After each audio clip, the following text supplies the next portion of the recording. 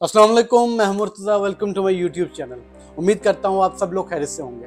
आज हम फिर एक नई इन्फॉर्मेशन के साथ, एक नई वीडियो के साथ आपकी खिदमत में हाजिर हुए। उम्मीद करता हूं ये वीडियो भी आपको बहुत सारा सबक देगी, जैसे कि हमारी पहली वीडियोस ने दी है। इस वीडियो में आज हम अखुवत, एहसास, हमदर्दी, खून का रिश्ता, इस तरह की चीज़ों के बारे में डिस्कस करेंगे। आज की हमारी कहानी का मौजू 500 रुपये है। क्या है? 500 रुपये। तो चलो स्टार्ट करते हैं।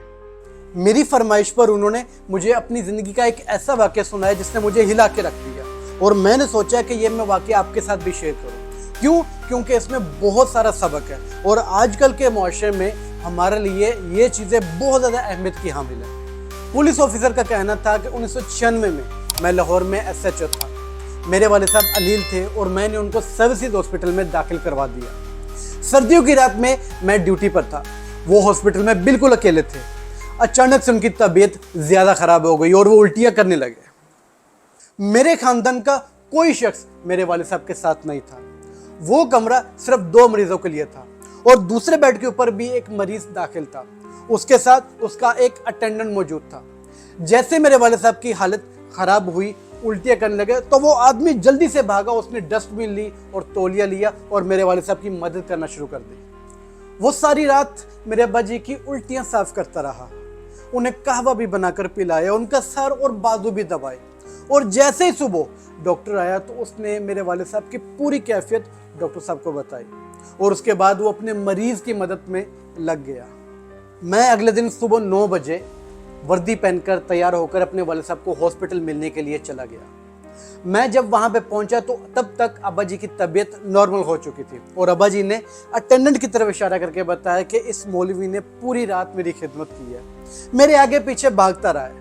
मैंने जब उसकी तरफ देखा तो वो एक दरमियानी उम्र का एक मुलाजम सा मालूम होता था। मेरे दिल में आया कि इसने पूरी रात मेरे अब्बा जी की खिदमत की है, तो मैं इसे टिप देना चाहता हूँ।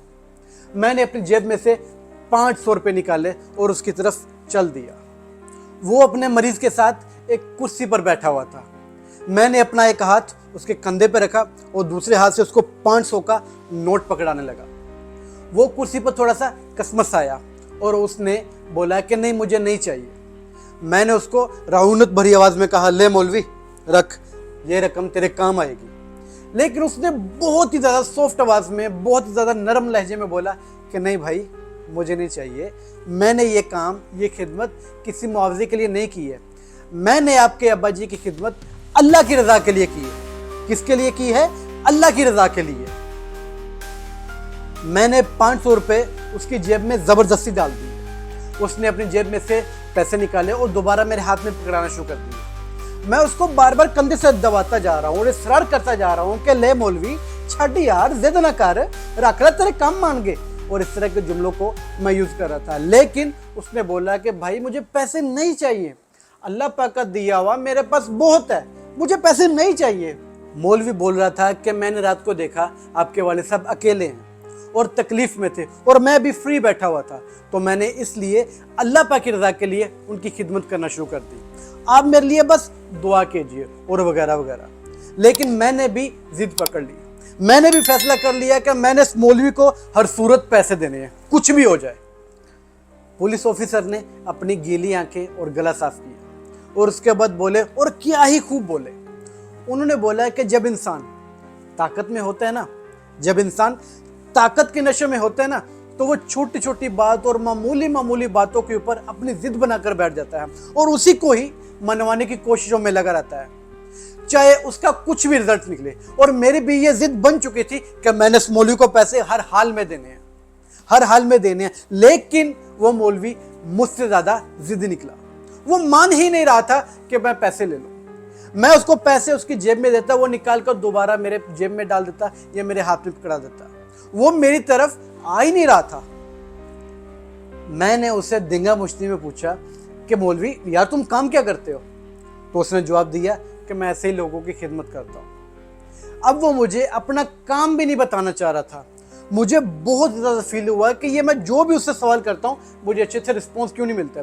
अब मैंने ये जिद बना ली कि मैं इसका जरिया मौश भी जानूंगा और इससे मैं पैसे भी दूंगा।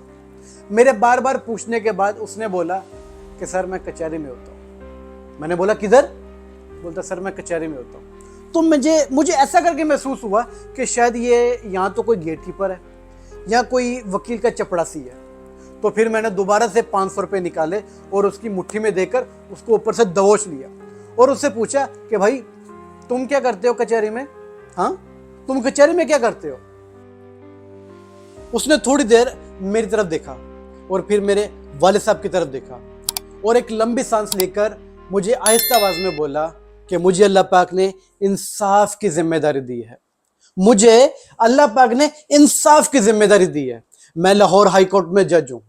मुझे उसकी बात का बिल्कुल यकीन नहीं आया और फिर मैंने दोबारा अपनी लरजती हुई आवाज में दोबारा उससे पूछा, क्या क्या कहा तुमने? तुम जज हो? उसने कहा, जी मैं जज हूं। मेरा नाम